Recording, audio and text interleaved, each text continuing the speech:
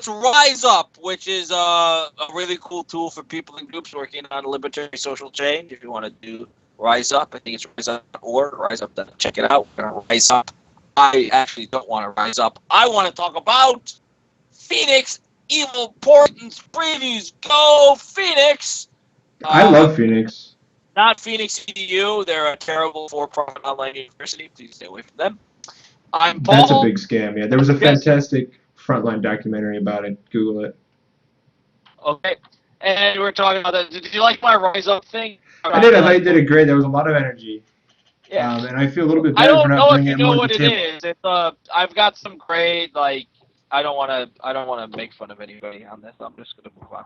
Okay. So Agashadorai is a card that I This is a card just for me. Like, I tweeted at Brian Reese and said, Brian, put a card for me in this set. He's like, all right, Jesse, here you go.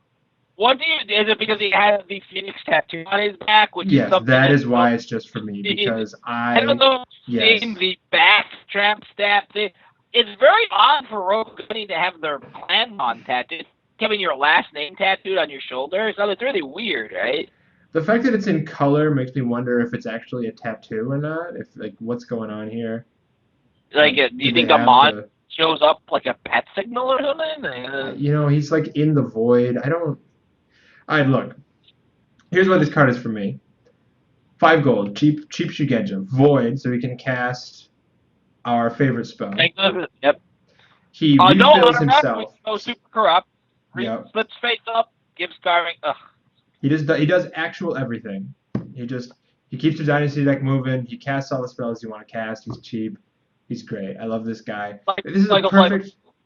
It's a perfect Phoenix guy because it's just a shug. It just keeps all the engine rolling, and he's got a little bit of force on there so that if you need to have like a bunch of bodies in battles to play a defensive deck, you don't end up with a bunch of like 0 force do nothings. He's just 2 force. He holds some spells. He does some stuff.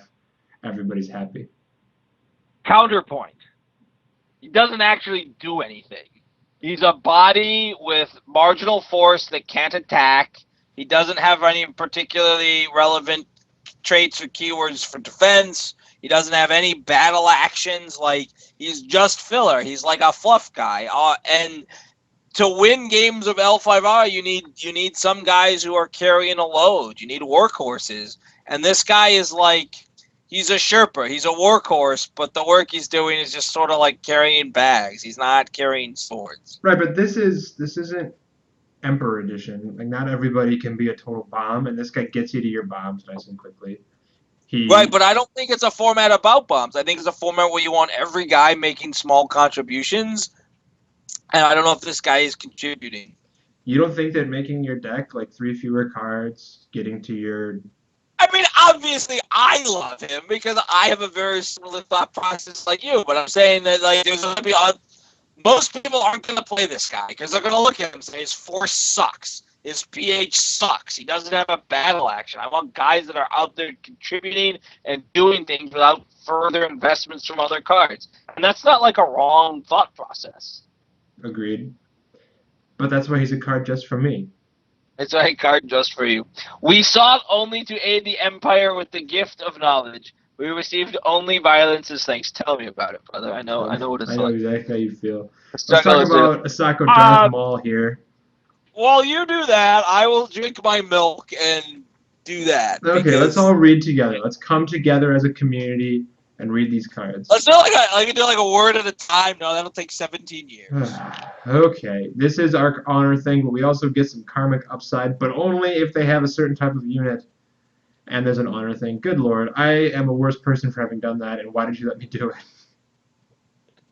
I just don't.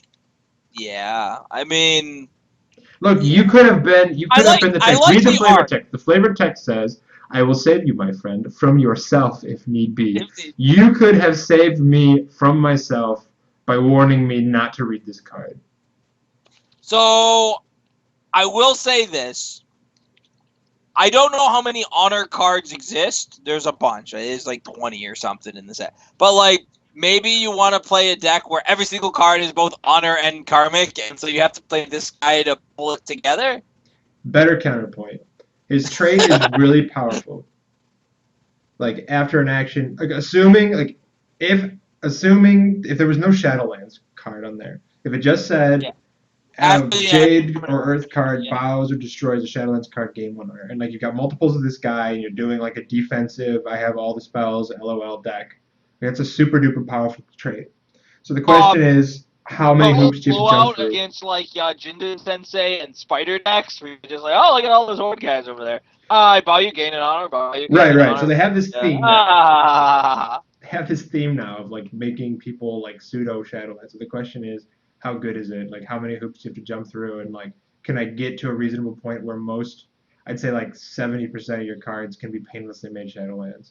And his stats are like complete rubbish, right? He's 4 chi if you want to try to do a little bit of dueling. He's 3 PH with the Magistrate for rank half privilege. Like those are cards people play, right? Correct.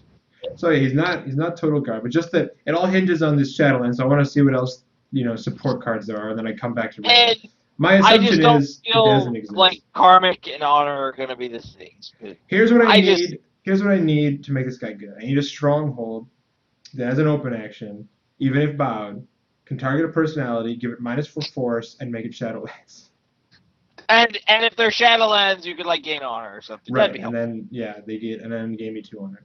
That's what I Moving require. moving on to a guy that I'm going to sort of surprise you a little bit on. I kind of like Isoa Bakaru because it's just like, let's give him all the stuff. Let's give him Resilient, even though he doesn't need it, because who cares? But let's put Compassion and Courtesy on one card, and then we can use that as an excuse to explain Compassion and Courtesy on a common. And I think that's actually a really valuable thing to do in a game that has like 27 evergreen keywords at this point. And 4 for 6 is balls out great in draft. Just great. Like you get a bunch of this guy and some crabs, and you're like, here we go. So there's that. So you think draft All Star? This guy will never see any constructed play. Nope. I can't imagine. I mean, I don't see any reason why you would. He doesn't do anything. Like he's just a four. Like, Right, he's he's everything you complained 4 about my not, guy about, but times 10 yeah. because he actually does nothing. Except I feel like now we're gonna have to clash them against each other, and I will beat you with my Isua Pakarus because I can totally make this work. Because I'll go second, and he'll be 4 for 6, so 4 for 6 again is not terrible. It's not good, but it's not terrible. 4 force for 6 gold. It's about as good as you get. Yeah. It's So just that he doesn't do it. challenge accepted, man. I will take my guy who you ragged on against your Okay. guy who we both love unconditionally. Isawa Hokaiko. The 3/3 for 7 should get Water Shugenja, of which there are now like 17 of these guys in sort of the post 20 festivals world. Phoenix have a whole bunch of these. Yeah, they're all 7 kicking around. cost, like 3/3 Shugenja, move-ins and such. This one makes a fear effect equal to force. Oh my god, why does this keep happening? We've seen this exact guy in Unicorn, and they're only okay in Unicorn. And yeah, I don't. The Chukage Sensei line is really tilting. What is this? Whoa, no, I don't want to talk to anybody. My iPad is getting phone calls from my iPhone. Like, what is happening? I don't know. Why are all my devices Being talking to invaded, each man. other? I don't they keep printing these guys with these movement things because Chukage Sensei exists, but Right. cards have to be good in and of themselves and then get a bonus for doing something. You can't have cards Yeah, that I mean, if it require. was just the fear could target an attachment and blow up the attachment, you could talk me into that. I mean, again, we have that Unicorn guy, and I don't really like him, but that's what he does, and it'd be like the same thing on a Phoenix guy, and okay, whatever. Some cross-clan representation of an ability on Shigenja is fine. But the fact that you have to move, it just makes it it's a deal breaker for me. It just takes the whole thing into a realm that I'm like, I don't want to do this now. Now I don't want to. I'm done. No, if she had cavalry, Water Shugenja often have cavalry anyway. I don't see any reason why. Yeah, and then you could just move in. It would still be a little too cute by half, but you could justify it. At it. least she'd be a self-contained card. I'm saying, and we could try to do some mental gymnastics of saying well, she's cavalry, and what are the benefits of that? It goes back to the whole discussion we had in the line video about how cards should just be the simplest, best form of what they are. It just reeks of me of if it was a 7 gold cost Shugenja that said battle, destroy an opposing attachment. I'm really just never going to be allowed to have that. Huh? Doesn't Dragon have like a 5 gold monk that just says that? Yeah, well, with less chi, but yeah. Like, okay, but her cheese like 3 and all, like, yeah. Her chi is 2, and God damn it, why do you do this to me? I know you're doing it on purpose, but yes. I'm just saying. Let's talk about So, Isuwa Norimichi. he's I have the fist of power like in the wizard. Hey, Frank Savage is back. I was gonna go for the thing ring, do your thing. Hey, I think we established earlier that you had never seen those. Have you seen these I had before? never seen it. After you talked, I verified they exist. I did not watch because there are things that are sacred to me, and one of them is the Fantastic Four. Except I saw the new Fantastic Four movies. Did you We go? can Did you talk. see it? Oh, I had to. I told you. Like it's like an ongoing. It's like the does the lightsaber cut through adamantium debate? It's like which is worse, like Fantastic Four: Two Rise of the Silver Surfer or Fan Four Stick, the most recent Fantastic Four movie. Like I wanted to be able to participate in this sort of critical debate of our time, and so I had to. I thought, the Rise of the Silver Surfer is a better movie, and it's not even close, man. Like, Fan Four Stick is just. It's not even a movie. It's like a bad toy commercial. Is it because the Fantastic Car has a Hemi? It's like a toy commercial where everybody hates the toys at the end. It's just like Okay. it's just terrible. Let's focus. Let's talk about how, and we can talk about the actual car. It's fine. Is that a cyber demon from Doom 2 in the background there? I am pretty sure The rocket launcher is just off camera, but is that not a cyber demon from Doom 2? If you never played it, everybody go Google cyber demon right now, and you know exactly what I'm talking about. It's the guy at the end of the Doom 1 demo that you could download for free when you were 7, and your dad wouldn't get you the full version. You just had to play the shareware because that's how life was back then. It looks exactly. It's even got like the little spot, the stomach where you shoot the rockets into it, like that. This is some crossover stuff, man. There's some things happening in this card about the L5R fiction that we need to talk about. Actually, to me, it looks like a sort of miscast, misapplied makeup effect from like one of the Mad Max Fury Road villains. For some reason, I don't know. That's what it looks. It doesn't just look like this is a scene from the next Mad Max movie. Which, Right. by the way, on the topic of terrible movies we saw over the summer. Everyone who told me to go see Mad Max is like coming off the list of friends. Like I'm angry. People really like that movie. Did you like that? Did you see it? No, I've never made it to China. Well, this is like I'm gonna use it in the same way that I use I don't know like people who like scream queens. It's a good way to identify people with no taste. Like it's just like thanks for announcing it to me, my friend. So let's talk about Norimichi's fine. He's expensive, but Shugenja have to be expensive because School of Wizardry exists. He's got the built-in +1 force that I really really like, and he's got a no bow melee 3, which is fine. I mean everything about this card is just fine. To me, he's one step better than Kuni Renyu, whatever Kuni Renyu experienced in his 20 festivals. Totally agreed, yeah. I guess Kuni Renyu. Yeah, that guy's 5/5 for 11 with like a bow effect, and they can't straighten if they're Shadowlands or whatever. And this guy's just like, no, I'll just kill you, and I'll give a blanket force bonus to some of my other cards. He's just like all attack all the time. He's huge. Yeah. He gives force. He gets huger, and like he just does these attacks. The Shadowlands thing, I don't even care. Like, I'm really bummed that he's an Earth Shugenja without the Resilient here. I feel like this would have been a great place to staple that on. Yeah, this would have been a great one. It's like a unique guy. Slightly better than the crab one, just do it. Agreed. So. Shiba Kai. Kakei. He's a void. Yeah, he's void. We like void dudes. I like void dudes when they can hold spells. This is a Yojimbo. Yojimbo abilities. Let's look. 1, 2, 3, 4, 5. Actual 5 lines of text. Range attack equal to the number of keyhole or spell actions you have resolved in this battle, or 2, whichever is greater. You may target and move one of your Shugenja at any location, or if he or she would be opposed to this battlefield. Do you feel like a better person that I did that? So, I know you're going to hate on him, and you should, because 8 gold is so expensive. He's really good. I mean, this is a But card. my point is, and he's actually a really great card because he does two things. He's a Yeah. card that does two things. He makes a range 2 attack, and he moves a shug. And that's 2 effects for 1 action, and that's how you gain sort of card advantage, right?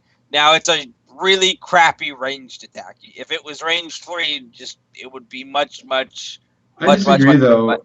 His inexperience. I remember I played this guy's basic when he was just a Yeah. fear 2 plus X. Yep. And he was pretty solid. Like, he was a solid role player in that deck, and you always wanted him. The fact that it's not 2+, the fact that, like, if you resolve 2 spell actions, it's still just a range 2 is kind of bumming me out. He fits in a very specific deck, and it's like, Yeah. It's a deck that hasn't been good for a while. I mean, that's not true though. It's because it did well at Gen Con. It's just a deck that not a lot of people play, not a lot of people like recognize exists, where you just play a ton of guys and a ton of spells, and you're all out in the board, and they attack you, and you do stuff. He's expensive for that kind of deck. I think he'll fit more now in a different kind of military deck that can utilize him. But I do think that that's a real, like, if you put that Void Battle on a 5 gold cost guy for 3, it's insane. It's awesome. Yeah. So, like, this is a question of, we've talked before about how 8 gold cost guys are sort of hard to get in there. But he's pretty close to making it. 3 for 8, I almost want to just say he's too expensive, no good. But I don't think so. I think this guy actually gets to earn his spot. I mean, I think that when you do 2 things, 2 good things, moving in a Shugenja or sending a Shugenja home, like, that's actually really great. And No, I agree. with the cavalry, you can do weird cavalry movement stuff. It's gonna be it's gonna be move home more often. Like, the deck that he's gonna fit in is gonna be defensive, so you get to like exhaust all your Shugenja's powers, cast all your spells, and then do like a big range attack and send home. And I maybe like they played a send home effect, and yeah. I really like that he telescopes on a range attack instead of on a fear effect, because an arbitrarily large range attack has a much greater value than an arbitrarily large fear effect. Also, this is one of the cards that might be able to do something with defensive cavalry. That's not something that comes up a lot. But, like, I get in front of you with this guy, I shoot you, now I get to pull in my infantry Shugenja with some spells. Yeah, and keep doing stuff, for sure. So you're right. I mean, I came out with, like, the Smarm guns blazing, but this is quite a good card, I think. If people come around to this concept of a deck, this would be a chase rare.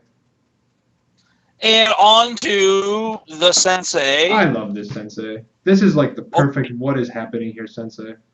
So let me start with my quick counterpoint. We've seen 1 or 2 Mahatsu decks, and then I guess Ray before, but it's worth mentioning again that, you know, Senseis that give -1 gold have to be really profoundly powerful to make an impact in the format. You're right. Is this that thing? I mean, this is just such a bizarre thing, like forcing your opponent to attack every single turn, no matter what. I love that it has the flavor line too. You don't actually see that often on Sensei. You suspect a secret most foul. Foul! What I love is the last line, the straighten, like the gets. There's no sneaky. Yeah, there's no sneaky. Like, I love you for the favor. This is really pretty great, and I think it's great against honor. And you get +1 starting honor, so you'll go first a little bit more, so you can develop your gold. And I don't know, I really love a lot of ideas that come to mind. It's got the taint aspect. I don't know if that's the best part of this. I think the assigning is where the attack is all that matters here. And like a deck that can be built to take advantage of that. I just don't know what that deck looks like. We have a lot of these effects now. You know, between this and the you walk with fire and the Priestly Feud. This might be the Sensei that just enables Enlightenment. Like, instead of Mahatsu Sensei, you're trying to play this because there's other cards that let you get your rings now. Are there? Like, you have to be able to solve the problem of void with 2 rings in hand. Sure. Well, but maybe I long-term fruition out fire and force them to attack every turn and use fire every turn and just keep winnowing them down that way. I don't know, man. But I'm just saying, like, in the defensive deck we kept talking about with the previous guy. Like, I have a million defensive actions. I force you to attack every single, like, you can't stop and develop. Like, or you just Yep. lose a guy and I gain a Have bunch to of keep honor. coming. Yep. And, like, I there's something agree. to be said for the way that pushes the tempo. And this is just a super cool card. This is a perfect, like, it just has a really interesting effect stapled onto a sensei. Like, what can you do with it? I agree. Yeah, no, I really like Azuna Sensei, and it's a card we have now limitless amounts of time to brew with it, and so we shall. All eternity, yeah. In 2100, we're still playing with these cards because that's what we got. I'll be using it to like trigger counterattacks and retributions. Just go all the way. Absolutely.